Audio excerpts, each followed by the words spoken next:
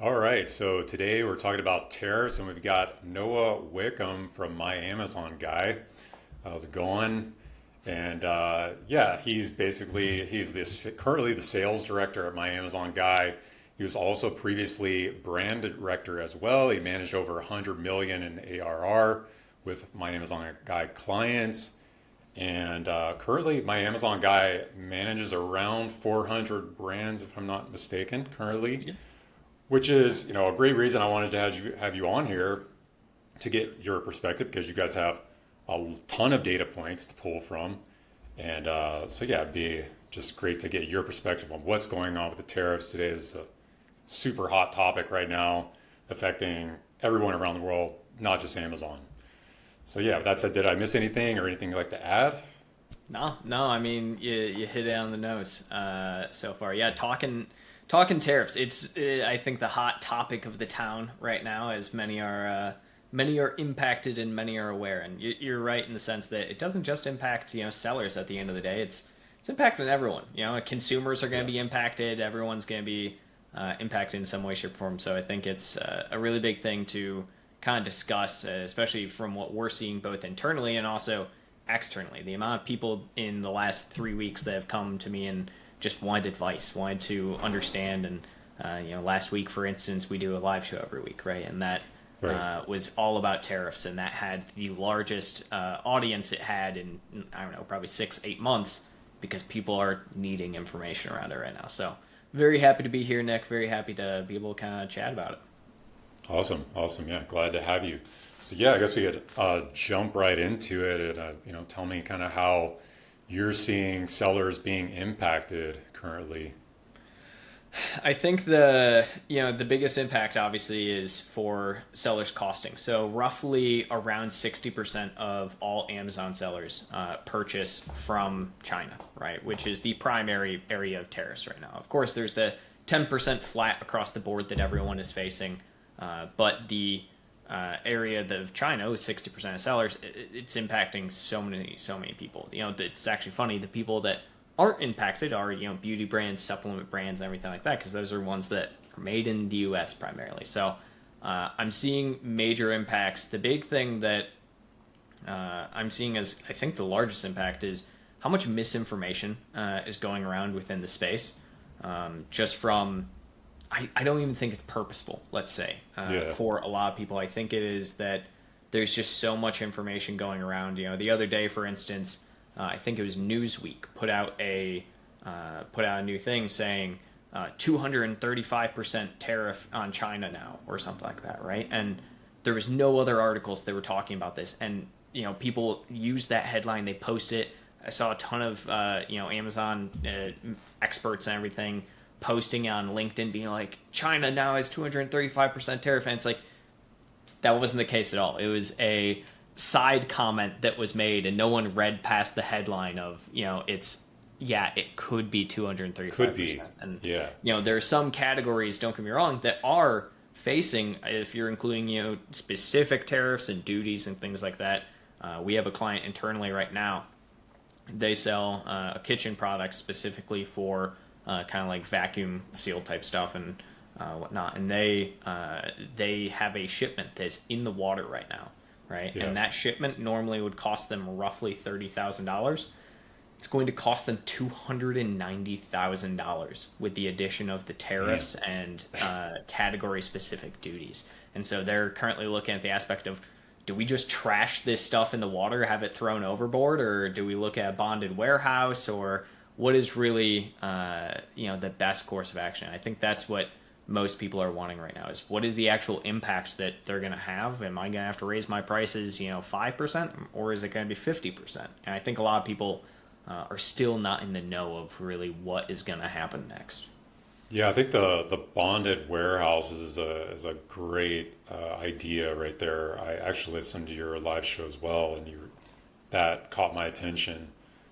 So, what can you tell us a little more about that and Yeah, what it's you've done so actually far? funny because But I'm not a giant logistics guy by any means, right? So Yeah. not gonna sit here and claim to be the logistics expert. There are better Yeah, me suited people neither. for that. Right. Great example, Blair Forrest. For anyone who's listening, he is the logistics guy, right? And so, um, bonded warehousing. It's essentially warehousing that's at the customs border. So it allows you to essentially get your products from, let's say, China, Vietnam, wherever you're purchasing them from.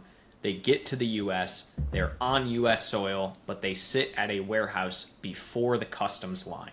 The purpose of this is to allow you to essentially bring in, and it helps with cash flow. So before tariffs, it was still utilized for things like duties, where the best way to utilize, if you have, let's say, 10,000 units coming in and you don't have the cash flow to pay for your tariffs right now, it's fine. Find a bonded warehouse, get your products put to the bonded warehouse, and then from there, you can pull out small quantities from that bonded warehouse to come through the customs line that you will have to pay those tariffs on, and then send that into Amazon. And it's a strategy that I'm pushing a lot of people to do. The big issue though is that it's not like it's a hidden strategy. So bonded warehouses are filling up very quickly. I was talking Already. I was talking yesterday with a colleague, Tom Wickie, over at my FBA Prep, and they have bonded warehouses. And he was telling me that in the last 3 weeks, they have gotten hundreds and hundreds more requests for utilizing bonded warehouse than they have in all of 2024 combined. And so Wow. it's a big impact, right? And so if people Yeah. want to get in, the getting's going to be good very quickly. I guess logistics companies are going to come out on top of this. We even spitballed the idea of could we open up a my warehouse guy bonded warehouse and whatnot. Obviously we're not going to get into that mess of things, but it's kind of where I would be pushing people right now if they really don't have the cash flow constraints. Okay. Yeah, because it's like, if you could just have it land on American soil, and because that's the thing. It's like the tariff could be imposed, maybe not, or we don't know like what level it will be yet, and so you can kind of deal with that volatility right now. And like if it does shoot up, just take a little bit of inventory as needed, or if it's still low, maybe you go ahead and get a massive amount out now. Yeah, something like that. Yeah. It is because that's the thing that I keep telling people is, especially when week one, so day one that it was implemented, right? We were sitting at Yeah. roughly a 25% total tariff. Then 2 days later, that went from 25% up to 54%. A week after that, it went to 105%. 3 days after that, it's 125%, right? So it's the type of thing where I keep telling people, this is happening so fast because I think a lot of people have never lived through something like this before, right? And so they don't look at the history of how things happen. Normally tariffs, when they're announced, there is a grace period. And that grace period is usually 90 to 180 days at the very minimum. We don't have that here, right? So you can't look at historical and think, oh, it should be happening like this, because it's not. There's been plenty of news reports that have come out of customs officials who aren't even collecting the correct tariff amount because of the fact that it was coming out so quickly and changing so fast. They don't know what they're supposed to be doing themselves. That same principle applies to the future. We have no idea what 90 days is going to look like from now, right? And we don't know if the tariff is going to be here. We don't know if a deal is going to be cut for free trade agreement. We don't know if the tariffs for all of the other countries are going to come back. It's a big thing, and so sitting it out and waiting it out is something I am preaching quite frequently, but there's a big difference, I think, between waiting and preparing, right? Yeah. Always hope for the best, prepare for the worst type situation. So it's exactly that. Regardless, it's probably a good idea to have a bonded warehouse contract, right? No matter what. And so get a bonded warehouse contract, whether or not tariffs stay or they go. It's something that's good to have that I think is also really good for like the logistics community, that it's actually becoming more frequented within the Amazon space. Okay. Yeah, and I guess next is like, let's talk about like how sellers are actually being affected as a whole. Like, because like you were saying, is kind of overblown, and a lot of products are really not affected that much. Even some products that are coming from China, like for example, the lighter weight ones, the ones that have lower cost of goods, and then of course U.S. sellers, if they're sourcing their products from the U.S., they might even be benefiting from this. Yeah, like beauty brands, etc. Oh yeah, beauty and supplement brands are laughing Or their way to the supplements. bank right now Yeah, because they yeah. are usually U.S. Manufactured, so they are very low impact on this. If they're not U.S. manufactured, a lot of times it's not actually China, it's India for a lot of different supplements. Oddly enough, so that's another thing where they're minimal impact there. But the big aspect is there are some categories that are being absolutely demolished. I think I read this morning that it is now, I forgot which, it's a very specific category, but there's a specific category of electronic now that it's like 3,500% tariff on it. Where I look at that, I'm like, that's crazy. Oh no, it's not electronic, it's solar. So solar goods, 35% or 3,500% tariff on solar goods. So it's like, that's crazy. Whereas 125% tariff across the board, I think seems very scary. But consider the aspect of if you are a product that has maybe a 0% duty or even just a 10% duty, so a total of 135%, cost of good increase.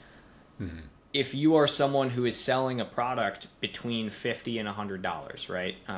That, yes, is pretty substantial, but it's not enough to where a lot of people hear that 125% and they think they're going to have to raise their prices 125%. And they think that overall everything is going to cost 125% more, which is just, that's not the case, right? Your cost of goods and your shipping costs 125% more. If you manufacture a product for $1, it now costs you $2.25, right? Plus whatever your duties Right.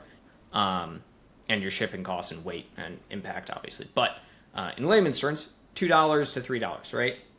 That's, yes, a pretty substantial increase when you're looking at from your cost of goods standpoint. But when you're looking at from a overall profit margin and pricing standpoint, it's not that large of a impact, and not one that's more than what most people would probably be doing from a promotional standpoint. I mean, I know plenty Yeah, of people exactly. when we're looking at something like a Prime Day and they're doing 25, 35, 40% off their retail price, right? And I'm like, that's far more impactful to your profit margin than this is when you're looking at it from that standpoint.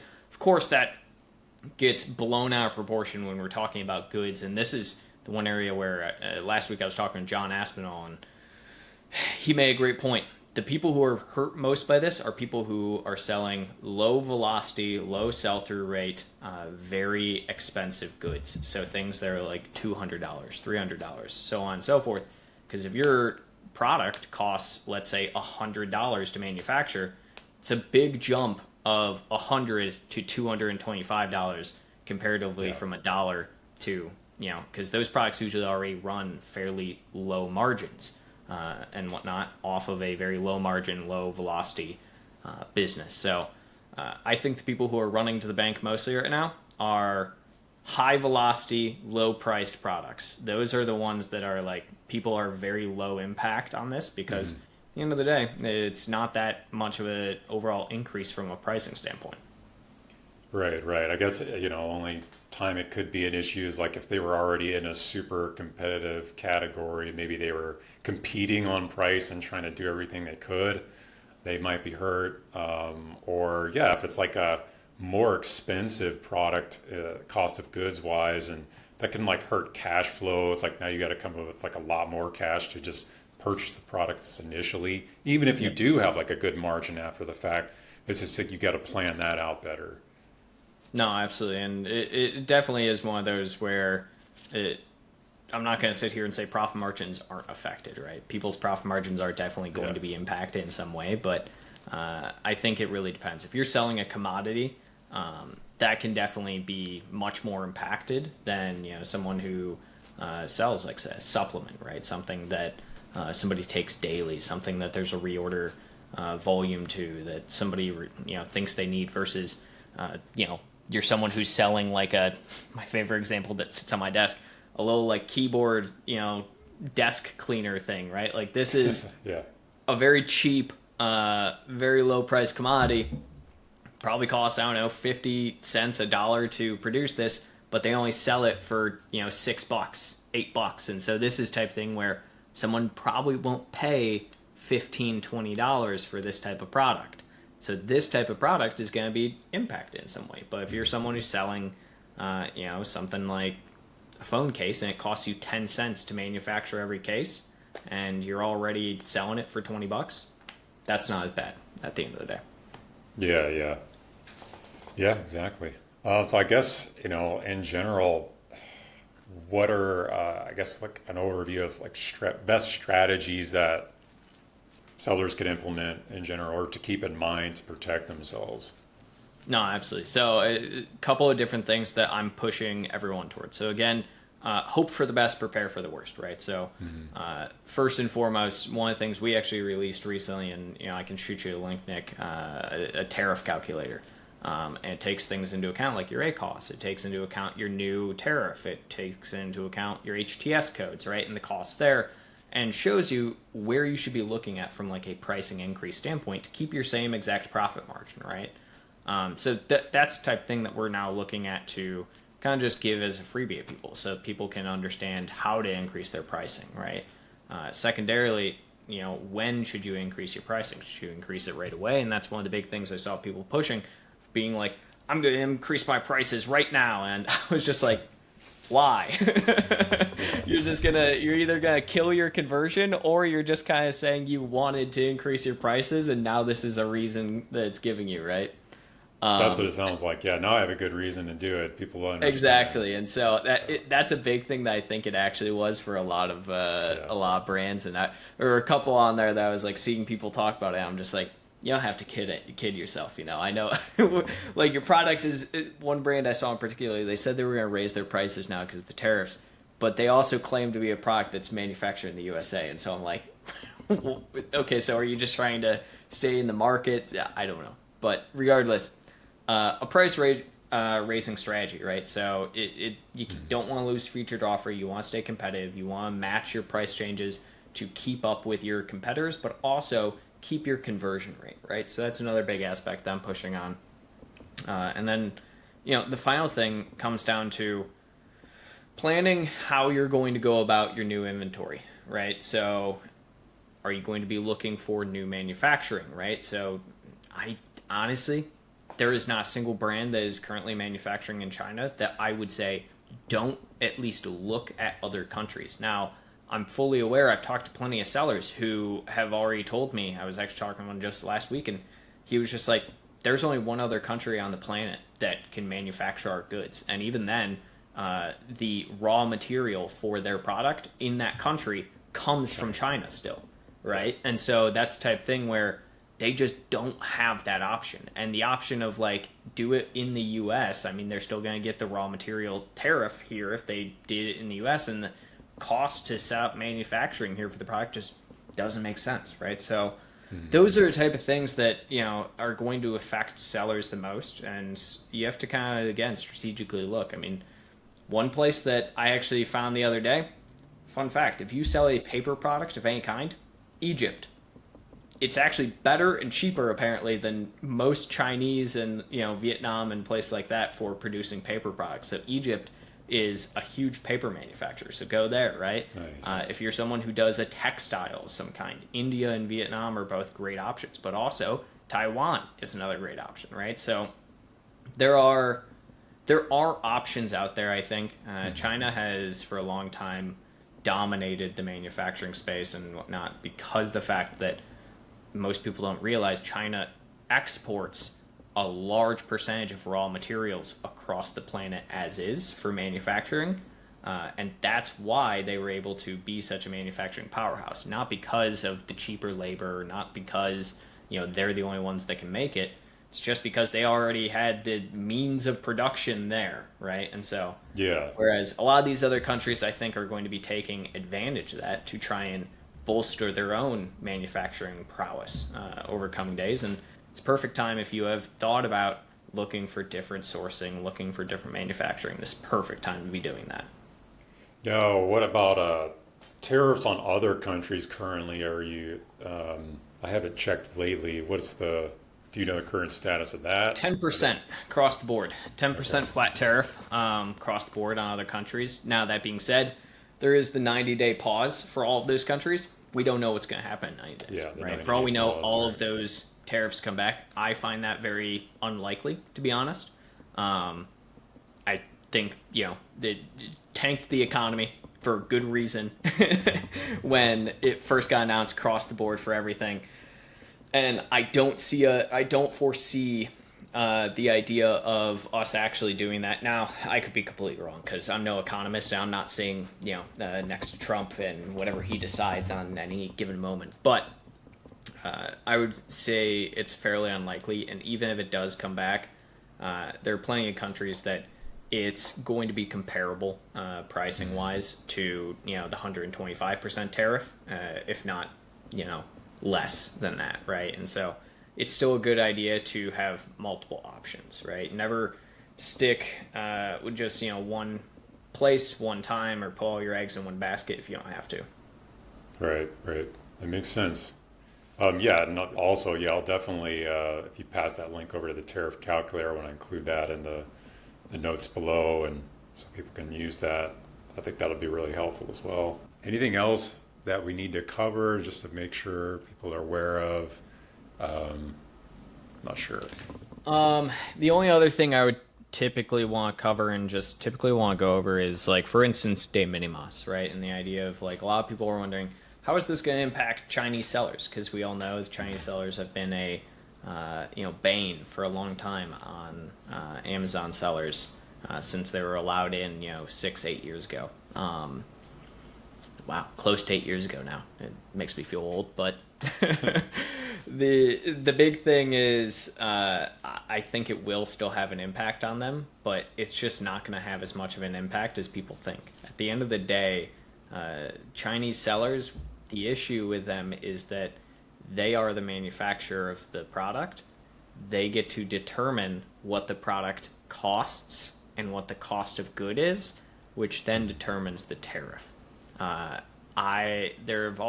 think it's just obvious, there have already been, black hat tactics used by Chinese sellers and manufacturers around determining cost of products and cost of goods, and to try and evade certain duties and evade certain things and utilize things such as the de minimis, right?